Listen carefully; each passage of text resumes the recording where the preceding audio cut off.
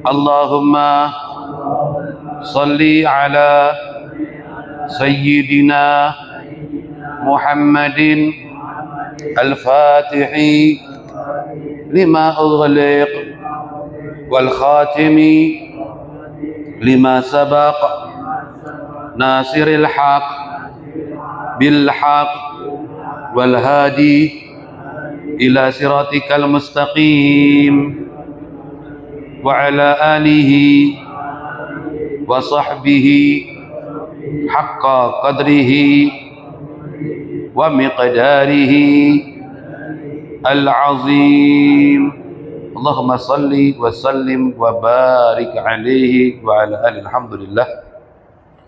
Hadirin dirahmati Allah Subhanahu wa taala, alhamdulillah kita lanjut lagi. Qala al-muallif rahimahullah wa nafa'na bihi wa bi'ulumihi fid darain. Amin ila anqal. Kemarin di pertemuan yang lalu kita udah membahas tentang hukuman bagi orang yang maling, ya. Maling, potong pergelangan tangan kanan, masih maling juga yang kedua kalinya, potong pergelangan kaki kiri, masih maling lagi, potong pergelangan kaki tangan kiri, masih maling lagi, potong pergelangan kaki yang kanan, ya. Kalau masih maling lagi bangetan dah, ya. Ya, manusia ya, kadang-kadang nggak ada kapoknya kita nih Pak ya. Baik, wa minha haddu syarbil khamr wa huwa arba'una jaldah.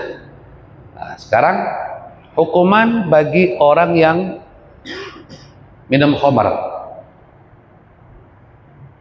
Orang minum khamr Pak, dalam syariat ada hukumannya. Hukumannya dipecut, pukul, dicambuk. Berapa kali? Berapa kali? 40 kali Pak, ya.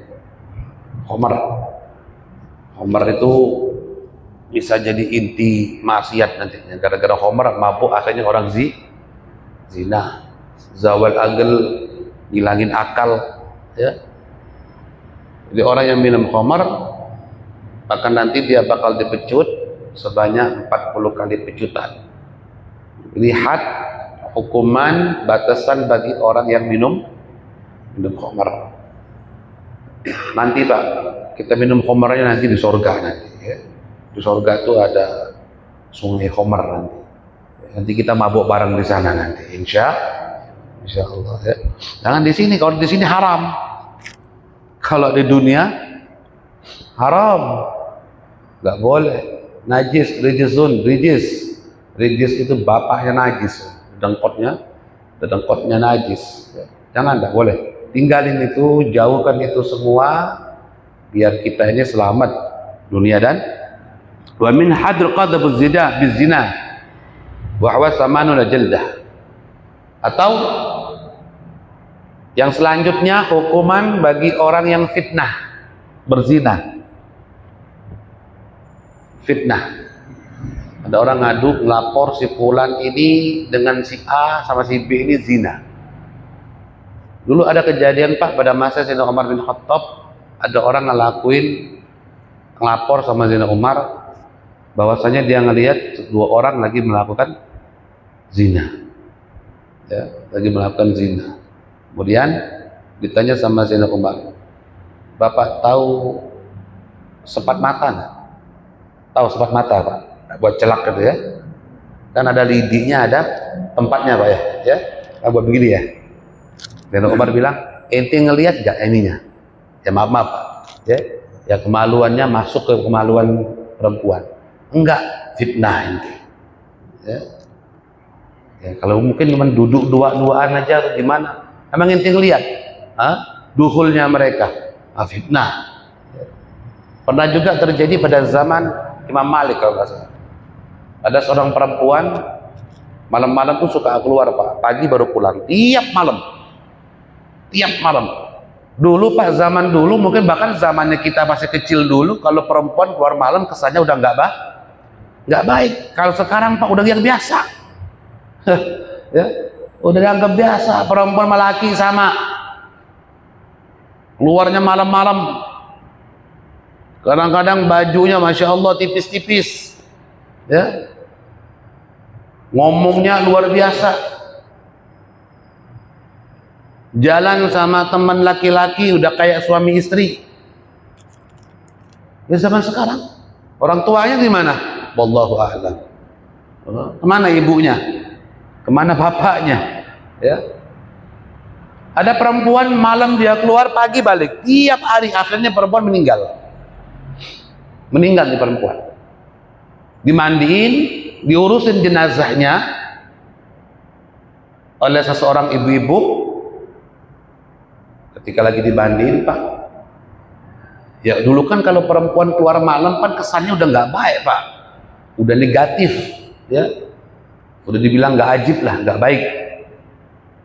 Orang-orang juga banyak nganggap dia ini udah nggak baik karena keluar malam terus, baliknya pagi. Pas ketika, maaf ya, ini perempuan yang lagi mandiin jenazah perempuan ini megang kemaluannya, lagi ngebersihin kemaluannya, dalam hati dia bilang ini suka dipakai maksiat sama Allah. Karena malam keluar pagi balik, malam keluar pagi balik. Ini tempat suka dipakai maksiat sama Allah. Pas mau diangkat nggak bisa diangkat, nempel tangannya. Ya, nempel tangannya. Tuh tangan yang mandiin, nempel, nggak bisa diangkat. Kebingungan dia, takut, minta tolong ke sana kemari, segala macam usaha diupayakan, nggak bisa lepas tangannya, nempel. Ya, jadi kalau mandiin jenazah itu memang ini kudu dijaga, Pak. Memang berat mandiin jenazah itu, Pak. Kenapa? Terkadang aibnya mayit kelihatan. Makanya kalau jadi mandiin jenazah, ini sama ini kudu dijaga, lisan dijaga, hati juga dijaga. Nempel. Akhirnya nyampe ke orang-orang yang hadir. Pakai ini nggak bisa, pakai itu nggak bisa, nempel, tangannya nempel. Akhirnya masalah ini dilaporkan ke Imam Malik. Sampai ke Imam Malik nanya, kok bisa nempel? Nggak tahu, kata perempuan ini. Pas lagi diuji nempel, udah kagak bisa diangkat. Kata Imam Malik mau nanya, ente ketika lagi mandiin tuh jenazah, hati ente ngomong apa?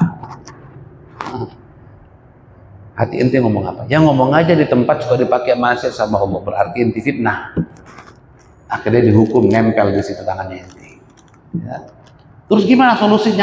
Ya tadi, orang mau fitnah, zina, hukumannya apa? Pecut. Berapa kali? Berapa? Berapa, Pak? 80. Ya, 80. Karena fitnah itu bisa membunuh karakter orang, Pak. Si fulan nggak ngelakuin apa-apa, tapi karena difitnah, si fulan ini hancur namanya. Satu kampung ini habis ngebenci dia, mungkin ngehujat dia, padahal dia tidak melakukan. Jadi gara-gara fitnah. Makanya fitnah itu asyaddu minal, fitnah lebih kejam daripada bunuh karakter orang. Orang bisa jadi hancur, bisa jadi frustasi, orang bisa jadi hina, ya, orang bisa jadi buruk dan seterusnya. Gara-gara fitnah, dipecut akhirnya ibu-ibu 80 kali. 1, 2, 3 sampai 7, 8, 7, 9, 80 selesai. Kata Imam Malik, coba angkat tanganmu. Diangkat, lepas, Bang. Berarti dia fitnah. Makanya kita mulut ini ya kudu dijaga. Jangan sembarangan ngomong. Nanti kalau omongannya salah kan repot. Ya. Walaupun omongannya itu benar, mendingan dijaga. Nggak usah diomongin, udah diem aja udah. Ya. Kita nggak usah ngurusin urusan orang.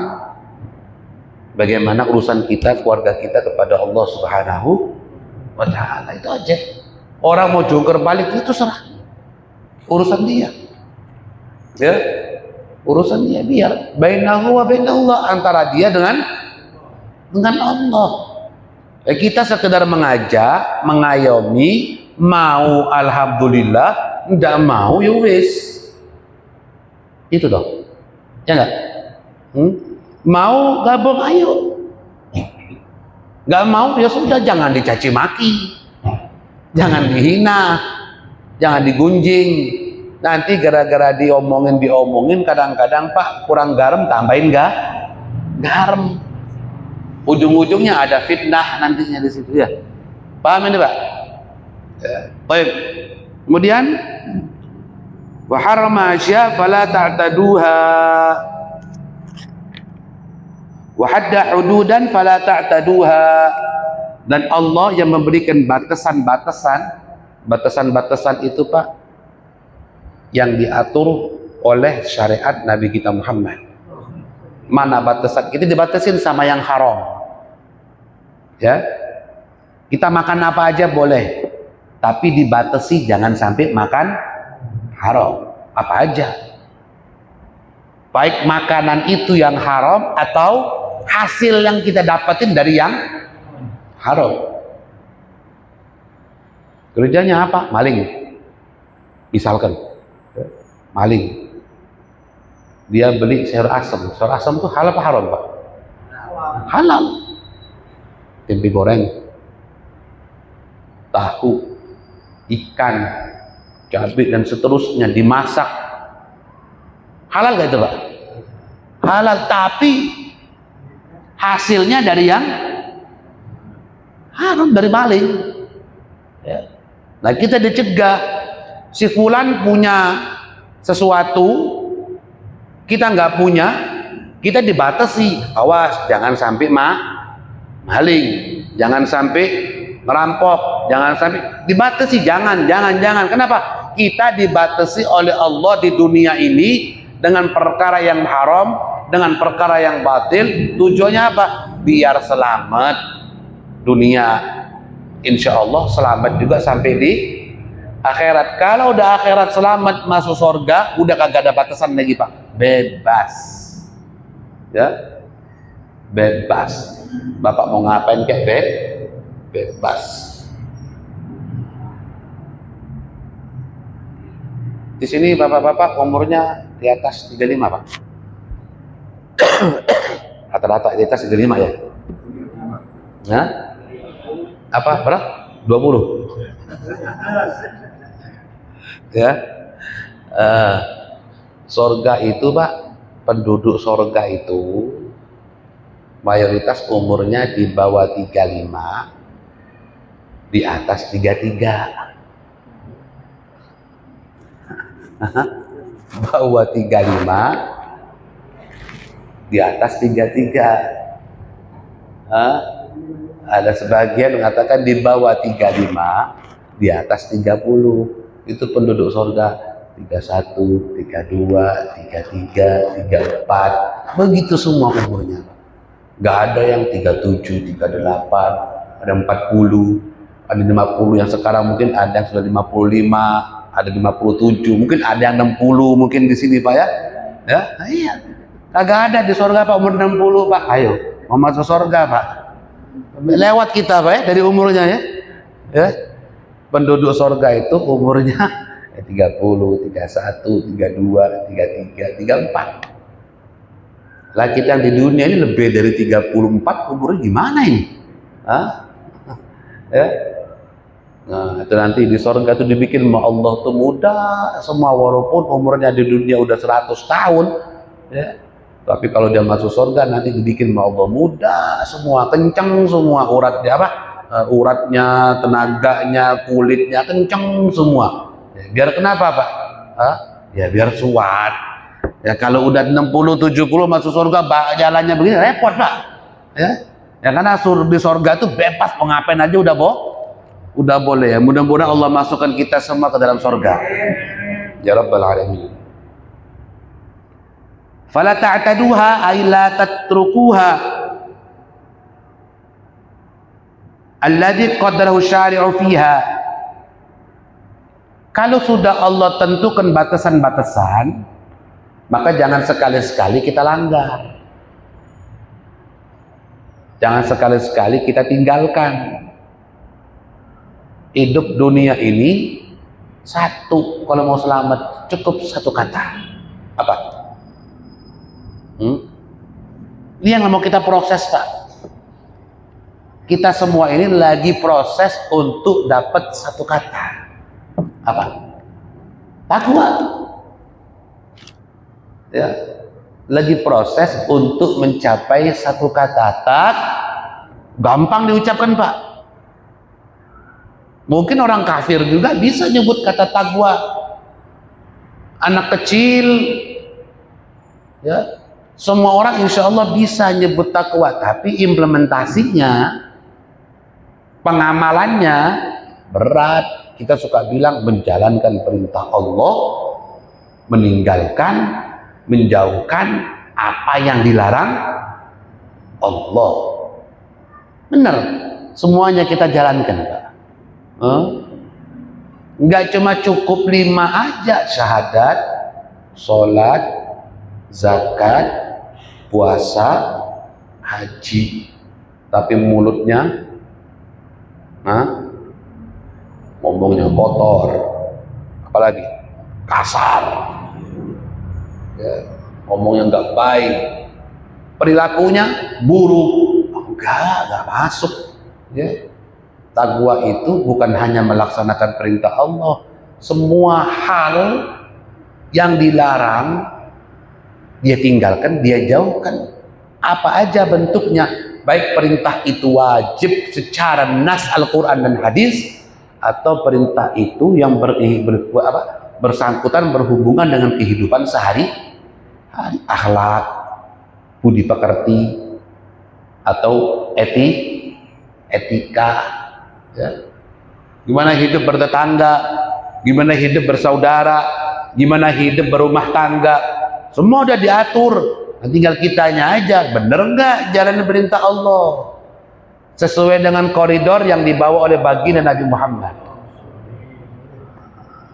Makanya laqad kana lakum fi rasulillahi uswatun, karena nggak ada yang bisa dijadiin suri tauladan kecuali Nabi Muhammad.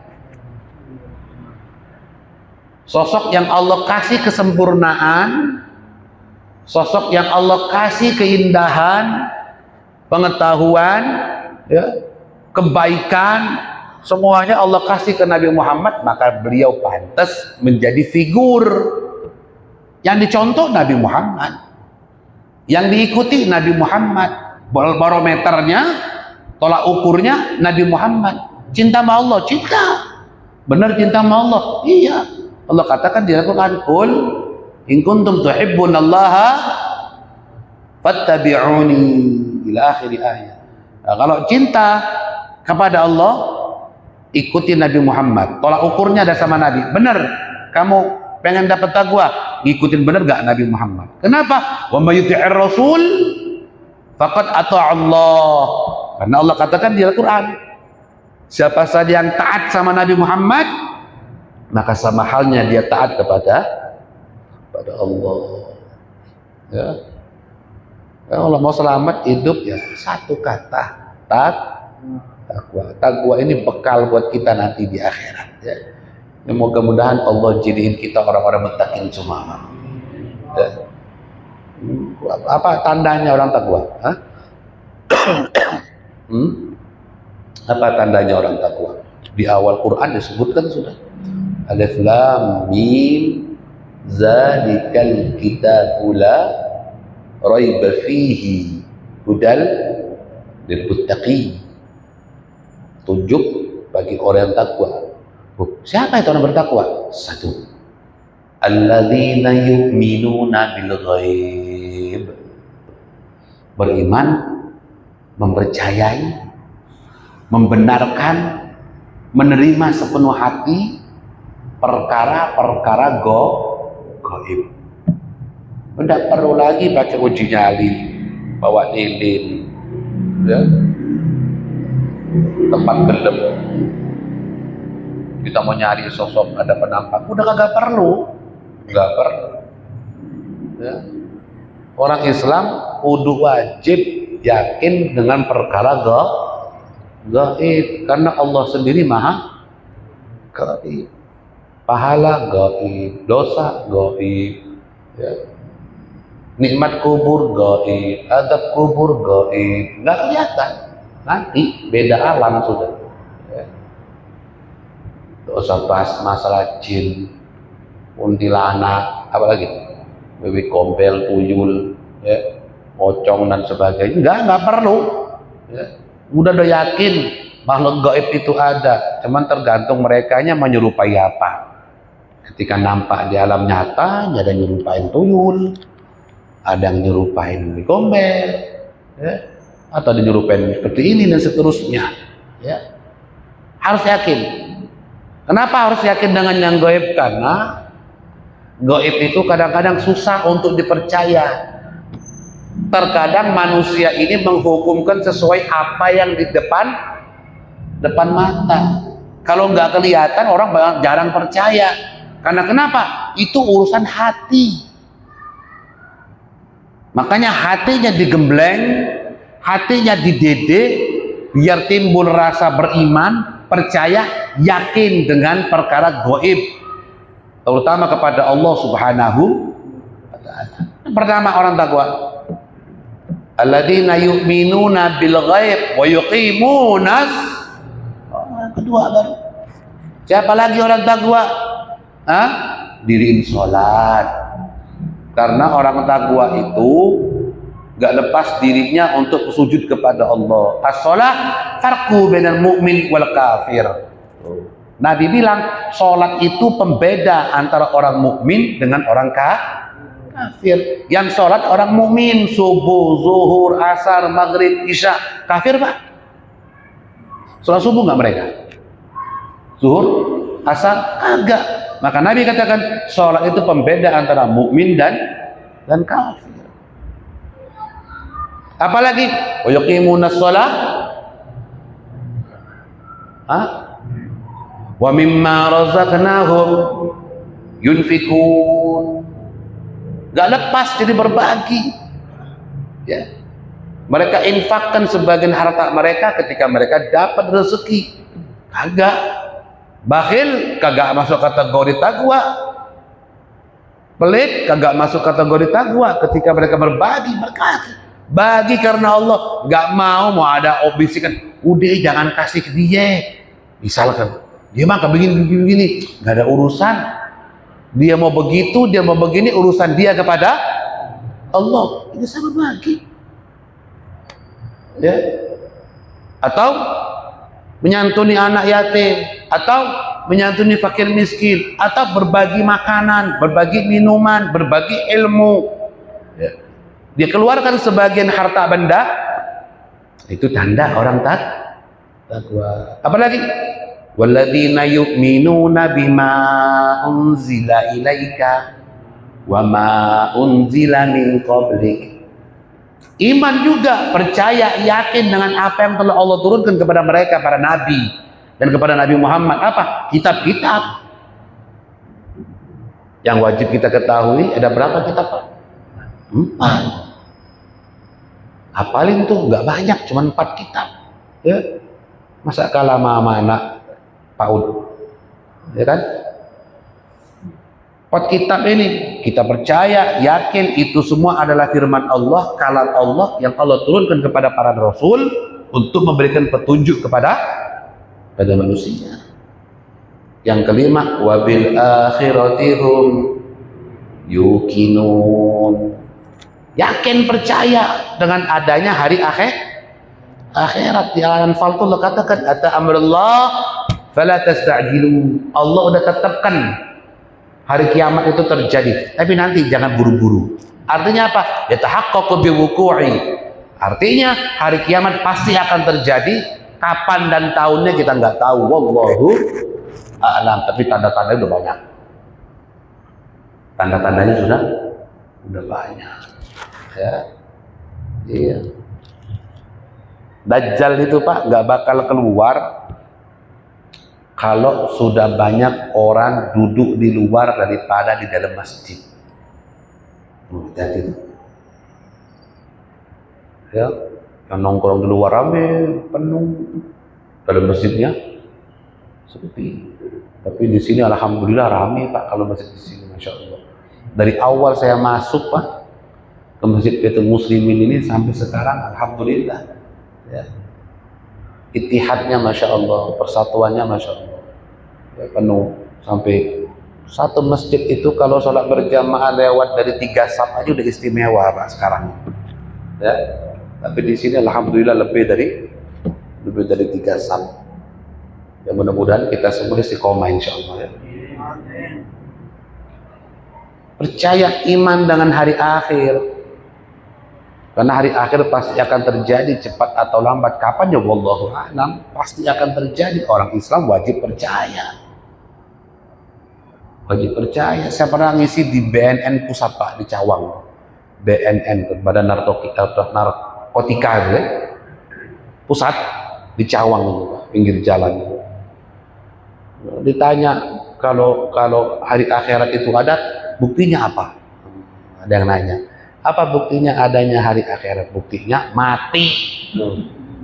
Gak usah banyak. Buktinya mati. Makanya mati disebut kiamat kecil. Buktinya mati. Kalau akhirat nggak ada Pak, mungkin kita nggak mati Pak. Allah ciptakan makanan, baik minuman ataupun daging ataupun buah, kalau dimakan panjang umur dia, agak mati-mati. Ya, rumah sakit bangkrut, klinik bangkrut, ya, fakultas kedokteran tutup. Kenapa? Orang pada panjang umur, tinggal makan buah ini atau makan daging ini, pada sehat, agak mati-mati Pak. Ya nggak? Tapi nyatanya mati nggak? Mati. Nabi Musa tuh nempeleng malaikat maut mau nyabut, songong, emplak. Bisa nggak Pak? Kira-kira kalau kita bisa nggak? Datang malaikat maut mau nyabutin. Siapa lu? Mau menjabut-jabut aja. Hah? Kata Nabi Musa, kata malaikat maut bilang, aku udah dilaporan sama Allah kalau ente nggak mau, umur ente Allah tambahin sebanyak bulu yang ada di sapi. Satu ekor sapi bulunya berapa banyak? Anggap 1 juta, berarti tambahin umurnya 1 juta tahun. Kata Nabi Musa. Terus sudahnya kemana? Ya mati juga. Ujungnya tetap mati juga. Ya udah sekarang aja kalau gitu. Buat apa nambahin 1 juta tahun lagi? Udah sekarang cabut dah. Ya. Mau belajar ilmu apa? Orang kanuragan atau orang warontek? Enggak bakal mati Pak. Hah? Orang yang paling buruk itu siapa?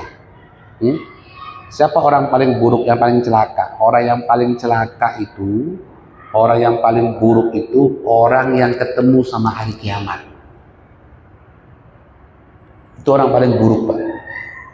Kenapa dibilang buruk itu orang? Kenapa dibilang celaka itu orang? Kiamat gak bakal terjadi kalau semua orang sudah lupa kepada Allah. Kalau masih ada yang ingat sama Allah Pak, insya Allah belum terjadi kiamat. Berarti kalau udah terjadi kiamat tuh orang-orang maksiatnya sudah dahsyat. Ya. Nah ini kita pertahankan. Dipanggil 5 kali sehari biar diajak ingat kepada Allah. Manggilnya pakai toa, pakai speaker, kadang-kadang masih budek. Ya. Baik. Fala tazidu alaihi wala tanqusu anhu. Kalau sudah ditentukan oleh Allah syariat Nabi Muhammad, jangan kita tambahin, jangan dikurang. Contoh minum khamr tadi berapa pecutnya Pak? 40. Jangan tambahin, tambahin 5. Oh jangan Pak, nggak apa-apa. Jangan. Ya. Kalau tidak ada amr dari Umaro, ya, Amir, nggak boleh. Jangan. Maling. Apa yang dipotong Pak? Tangan, pergelangan tangannya. Kata sebelahnya, potong aja situ lengan. Oh jangan. Ya, jangan. Tapi ada hukum yang pernah ditambahin pada zaman Sayyidina Umar, Pak. Di sini disebutkan. Wa amma maruwiya man anna Umar radhiyallahu taala anhu jalada syaribal khamri thamani. Diriwayatkan pada masa Sayyidina Umar bin Khattab, beliau itu menghukum orang minum khamr ini berapa, Pak? Berapa? 40. Sama Sayyidina Umar dijadiin 80, Pak. Ya, sama Sayyidina Umar yang minum khamr dibuat 80. Ittihadun minhu li ziyadati tankil haitsu aktsarun nas syarabu fi yamani. Kenapa? Sayyidina Umar punya ijtihad, punya pandangan orang minum khamr zamannya beliau dipecut 80 kali karena waktu itu zamannya beliau orang sudah banyak berani minum khamr. Jadi kalau bahasanya buat efek jerah. Ada kejadian, Pak. Bapak-bapak habis beli khamr jalan pulang, Pak. Wah, subhanallah, mau papasan sama Sayyidina Umar, Pak. Nah, loh, bawa khamr. Sayyidina Umar kan waktu zaman beliau yang 40 jadi 80 pecutan. Kaget nih bapak dia bawa khamr. Ya Allah, Sayyidina Umar 80 ini. Dia ngomong dalam hati, ya Allah, kalau kau buat ini khamr berubah jadi cuka, mulai detik ini aku tobat, kagak bakal mau minum lagi khamr. Saking takutnya dia dengan Sayyidina Umar. Kalau ini khamr kau ubah jadi cuka, mulai detik itu aku gak bakal minum khamr lagi, ya Allah. Tolong ya Allah, ubahlah jadi cuka. Dia saking takutnya dia mau papasan sama Sayyidina Umar. Dalam perjalanan doa terus, sampai akhirnya pas benar dengan Sayyidina Umar. Sayyidina Umar nanya, apa di tanganmu? Khal, cuka. Oh yang benar, coba lihat. Tetap ya Allah, ubah ya Allah jadi cuka. Benar, aku tobat ya Allah, tobat. Pas dibuka, dicium, dilihat Sayyidina Umar, benar, jadi cuka. Berubah ya, tobat. Takut, Pak. 80 yang awalnya 40 pecutan jadi 80 kali pecutan. Memang khamr itu kalau berubah jadi cuka halal, tapi dengan syarat idza takhallalat binafsiha. Kalau itu khamr berubah jadi cuka dengan sendirinya. Khamr itu, Pak, ya kalau dia rusak jadi cuka dia. Ya. Enggak ditambahin ini, enggak ditambahin itu. Dia berubah dengan sendirinya. Yang awalnya pengen si A ini awalnya pengen buat khamr, minuman khamr, ya, akhirnya ketika udah di fermentasi katanya, ya, disimpan, ketika dibuka ternyata berubah, bukan jadi khamr, jadi cuka dengan sendirinya, halal itu. Halal. Tapi si fulan ini yang awalnya pengen buat khamr berubah jadi cuka dengan tambahan, ini tambahin nggak bisa. Ya, paham ini? Paham ini, Pak? Baik. Wa harrama asya fala tantahikuha, dan Allah yang mengharamkan sesuatu, maka jangan sampai kita melakukan perbuatan haram. Jangan suka meremehkan dosa yang kecil, Pak. Nah, karena kita nggak tahu, bisa jadi dosa kecil itu yang menjadi sebab murkanya Allah. Ya, apa aja. Jangan suka ngeremehin dosa-dosa yang kecil, atau suka ngeremehin maksiat, suka ngeremehin dosa, ya. Jangan suka ngeremehin, karena kita nggak tahu, Pak, bisa jadi itu yang menjadi sebab murkanya Allah sama kita. Atau sebaliknya, jangan suka meremehkan amal yang kecil, karena kita nggak tahu amal kecil tersebut bagi kita justru itu mendatangkan rahmat. Jalan, lihat ada bungkus es di jalanan, cuek, bukan depan rumah gua ini, bukan gua ini, bukan anak gua, bukan ini, bukan enggak. Ambil Pak, buang ke tong sampah. Kita nggak tahu. Bisa jadi itu menjadi sebab turunnya rahmat.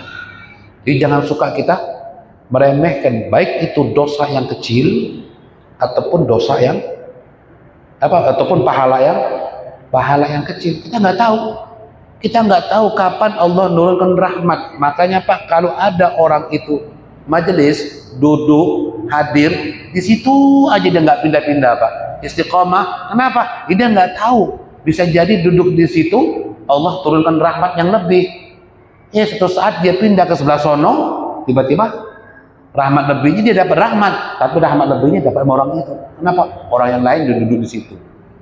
Maka ada orang suka duduk di istiqomah, dia suka pindah-pindah. Tiap majelis di situ,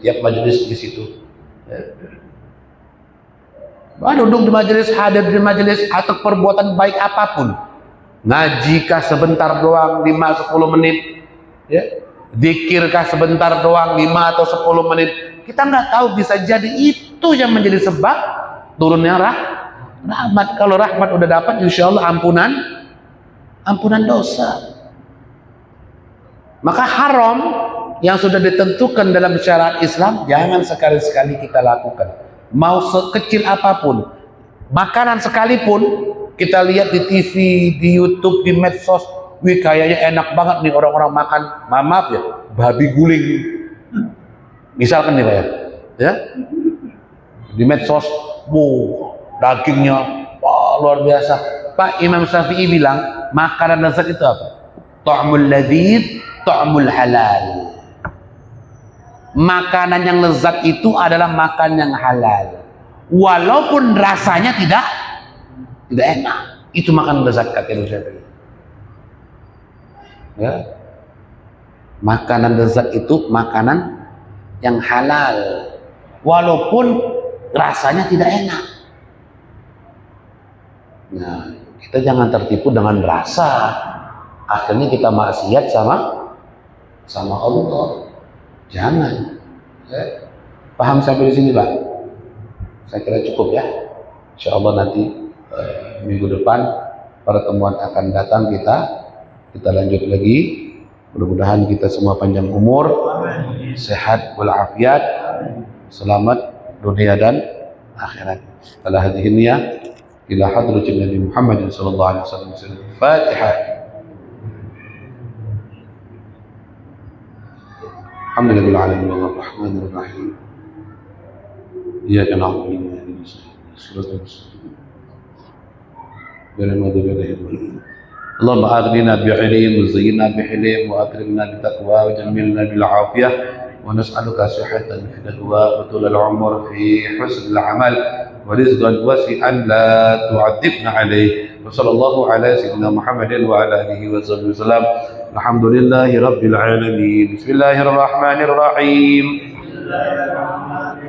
اللهم صل على سيدنا محمد وعلى آله وصحبه وسلم. سبحانك ربنا وبحمدك أشهد أن لا إله إلا أنت أستغفرك وأتوب إليك.